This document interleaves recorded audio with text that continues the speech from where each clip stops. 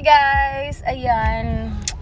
Susunduin namin yung anak namin. Tapos after nito, pupunta kami sa BGC para i-treat naman yung anak namin. Actually, pinagtrabahuan naman niya to kasi 'di ba sabi ko nga, siya ang tiga-print ng aking waybill every day. So meron siyang 100 per day. So ilang days na nakalipas at hindi na kami lumalabas pag holidays tsaka weekends, guys. Ay, weekends, yeah.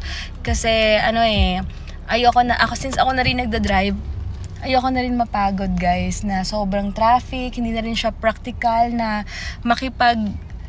sama-sama sa mga tao, guys. As in, yung makikisabay. Tapos, ang daming tao pagkakain ka, ang daming pila, mag-aantay ka ng super tagal.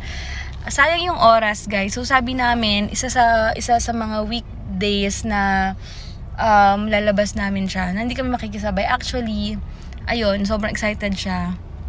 So, ipapalaro namin siya somewhere there and then magko-coffee lang kami. Date lang naman din kami, guys. And after, uuwi na kasi may pasok na tomorrow at magla-live selling pa ako later. So, yun lang, guys, ang ganap. Sunduin muna namin siya and later na lang ulit.